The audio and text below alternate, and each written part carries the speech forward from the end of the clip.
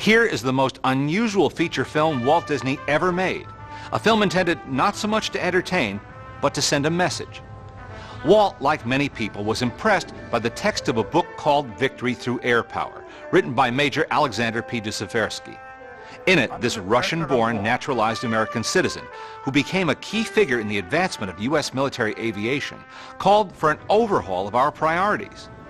He was convinced that the only way to win the war was to focus our energies on creating long-range bomber planes. Remember that when this film was released in 1943, victory in Europe and the Pacific was far from certain. Spearhead of short-range aviation, pushed step by step through the Balkans. There was no end in sight, and our losses were tremendous. Walt believed in the principles of Seversky's book and felt it was his patriotic duty to spread the word. By making a Technicolor feature film about the subject with limited commercial potential in the midst of many other wartime duties, Walt quite simply put his money where his mouth was.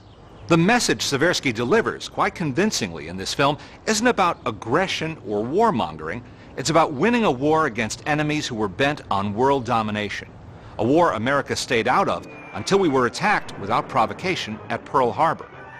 That's the historical context that gives meaning to this film today.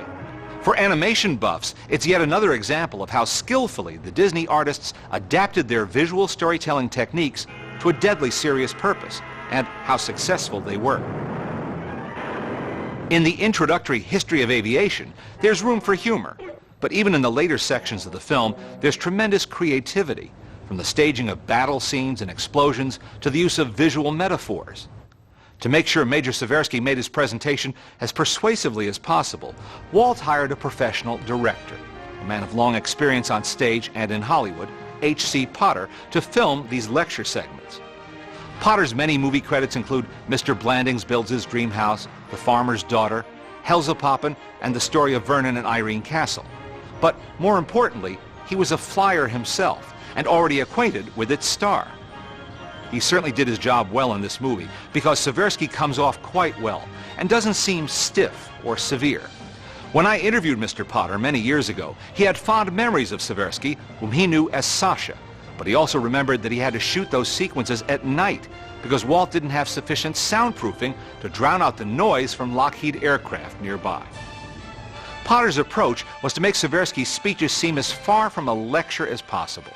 So he gave him lots of movement and other suggestions to make the speeches seem as casual as possible. He especially remembered one night when Sasha couldn't hit his marks, the places where the camera and lighting were set up for him.